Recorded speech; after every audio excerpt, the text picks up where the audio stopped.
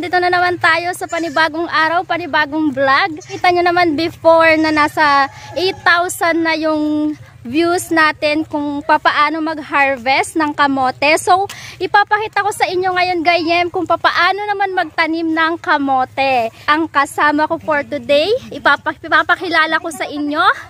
Ayan, si Ate Net, yung mga bata, and eto sila, ayan. So, ayan sila mga ganyan. Nagsisimula na silang magtanim. Konti lang yung tatamnan nating kamote kasi ito yung space na bakante. And makikita nyo dito, nandito yung mga punla. Kamote muna tayo mga gayem para hindi sayang yung lupa na nakatiwangwang. So, ayan sila mga gayem. Tignan natin yung pinagagagawa nila. Magtanggal muna tayo ng tsinelas gayem ha kasi madudumihan din naman. Una, yung ginagawa nila is nag-aararo. So mga gayem, ito yung space natin sa pagtatanim ng kamote. And ngayon, nag-aararo pa lang sila banda rito. Ayan yung pang-araro. Bali yung tatay ko yung nag-aararo. Gumagawa sila ng straight na hukay. And then, after nilang maararo yan, ang susunod naman po is naglalagay po sila ng abono or fertilizer. Ito yung pamangkin ko. Pamangkin, hindi pinsan ko pala. Hi ka naman dyan. So ayan, napakasipag. Naglalagay siya ng abono. Yan. Yung mga guhit na kung saan inararo ng tatay ko, yun po yung nilalagyan niya ng abono bago nila tamnan. Papakita ko naman sa inyo yung ibang bahagi pa. Ibang pwesto. So, ito yung isang pwesto. Ito natamnan na nila yan. Yan. Natamnan na po nila and then, nandito na yon. Ito po yung tatay ko. Si Tata. Yan. Hi ka naman dyan, Ta. Tumingin ka dito. Yan. Kasama niya yung pinsan ko din, si Veldrick. Veldrick, hi ka naman. Silang dalawa yung nagtatanim dito. And, kung mapapansin nyo po, andun yung isa ko pang pinsan. Nagkakalat siya ng kamote dyan para kapag nagtanim sila, mas mapapadali na lang. May nag-aabono dito. Yan. Napakasipag. Imbes na naglalaro yung mga bata, eto, tumutulong sila sa pagtatanim. And then, eto yung kapag nagtanim ka na. At makikita nyo doon, may buhat-buhat si Faith doon. Yan. Yung kanina sinabi ko, nilalagay niya yung mga kamote dito sa part ng tatamnan. Para hindi na sila pabalik-balik pa. Alam nyo ba mga gayam, sabi nila, kapag nagtatanim daw, kailangan lalaki para hindi magbitak-bitak yung mga kamote. Ewan ko kung totoo, pero siguro superstitious lang yun dahil mamaya tutulong tayo. So mga gayem, ito yung ginagawa sa pagtatanim. Tinutupi lang siya ng kaunti. Yan. Kukuha si Tata, tutupiin niya ng bali sa gitna, yung tatakpan. Yan. Tutupiin niya and then huhukay niya. Napaka-easy lang, di ba? Ang dali lang, guys. So, ganon.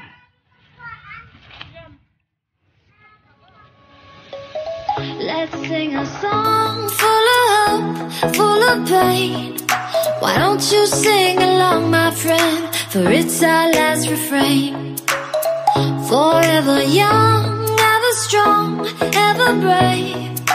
Memories like this never end. No, they don't fade away. So when I'm gone, and when I'm gone, I'll be right there, close to the sun. Keep holding on, and I'll be right there, close to the sun, close to the sun.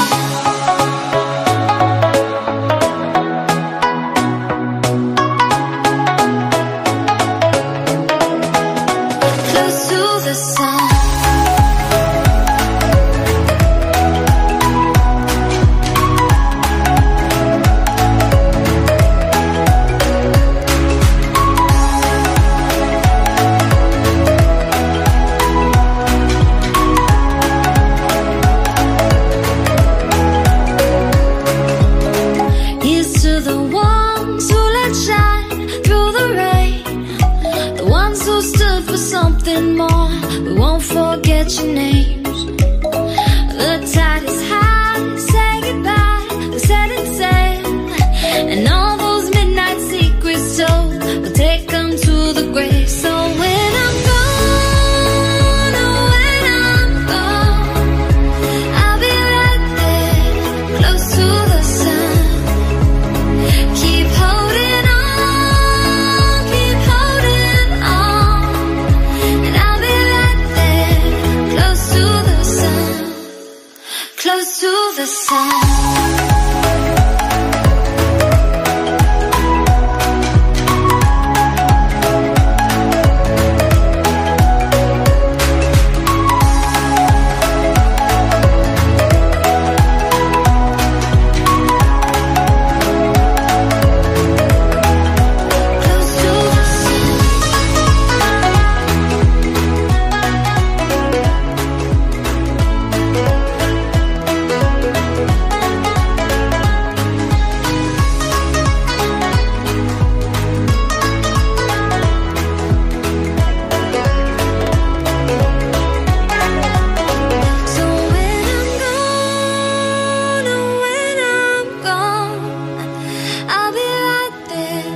Close to the sun.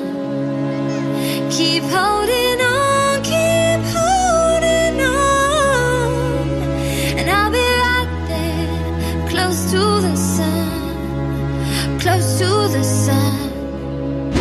So yan mga gayem, papakita ko sa inyo yung difference ng tatlo nating klase ng kamote.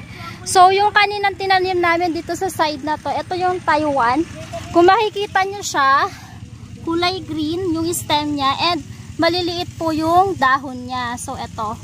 And then kapag po bureau yung kamote, ito po siya. Ito kulay green yung stem and then malalapad po yung dahon. Yan po. Kapag ube po siya, yung bra ko nakikita. So kapag ube po siya, ganito yung kulay na ugat niya. May pagka violet po siya. Ganito yung itsura. So yan, nakakapagod magtanim pero worth it naman. Lalo na kung sama-sama kayo. Ayan, mas mapapabilis yung trabaho. Ayan o, halos natamnan na lahat doon. Dito na lang talaga yung kulang. Malapit na tayo matapos mga gayen. May nakaligtaan lang. Ito part na to sa una. Pero tignan nyo, almost done na tayo. Yan. So, itong 3/4 ba? Itong 1/3 dito, itong 1/3 dito is kamoteng Taiwan. Nandito. And then, itong sumunod dito is kamoteng bureau. Wala pa na isa dito, oh. Isa dito. Kuha ka na isa. And then, ito po, itong part na to, apat na linya siguro. 1, 2, 3, 4. Apat na linya is kamoteng ube po yan. So, tapos na to. Ayan. Ayan. Shout out sa mga nagtanim. Kapagod. So, ayun mga ganyan, tapos na po tayong magtanim. So, check na lang ni Tata doon yung mga tanim ng mga bata kung maayos ba. And according to Tata, na 3 months daw bago natin i-harvest tong mga to. So, 3 yung tinanom natin dito. Pinakita ko sa inyo yung Taiwan, bureau at ube. So, yun lang mga ganyan. Thank you for watching. Sana nag-enjoy kayo. Kung di ba kayo nakakapag-subscribe sa akin channel, please like and subscribe. I-click nyo na din po yung bell notification para ma-notify kayo sa mga susunod nating video. Thank you guys for watching. Have a good day. Bye!